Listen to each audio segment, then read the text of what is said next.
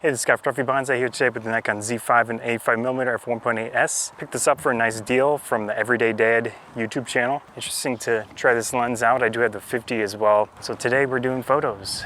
Obviously a lens like this, people consider a portrait lens, which yeah, sure, you can use it for that and it's fine, but there's no reason you can't use it for other stuff. It is a decent amount larger than the 50.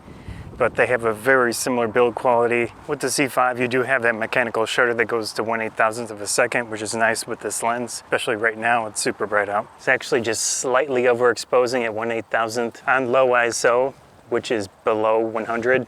I don't know what exactly they do to make it work, but it seems like that's enough, plus the 1/8000th or 1/6400. Let's see how close I can get to this. About right there is where I can get minimum focus in this case. Here we go. So far I'm just using an aperture priority, easy enough. For weight and balance, this really isn't a bad combination.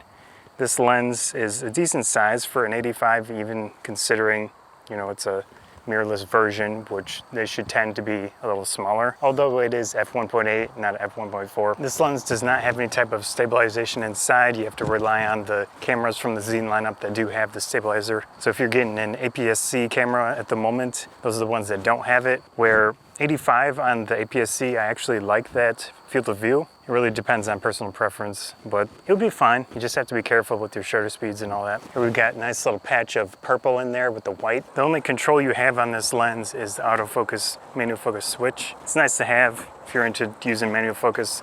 Of course, the focus ring itself is not mechanical, it's electronic. So when you turn that, it tells the camera to change the focus. Great thing about mirrorless cameras with an electronic viewfinder is that in video mode you can use that. It just works really nicely. Different type of stabilization, how your hands are placed. Build quality on these lenses feels pretty good. You have a metal ring here for the manual focus. Other pieces are plastic, but it's not a bad feeling plastic. Long term, who knows how these Z lenses will hold up. From what I understand, the pinpoint mode is actually a contrast-based focus system, but it seems decently quick. I've used this spot before, it's really nice. You got the sun coming in right there. You can utilize that, getting some glow through the leaves. Z5 and 85mm f1.8s, nice combination so far. Weight-wise, with the distribution and everything, it's pretty good. I haven't had any strain in my hand, which is nice.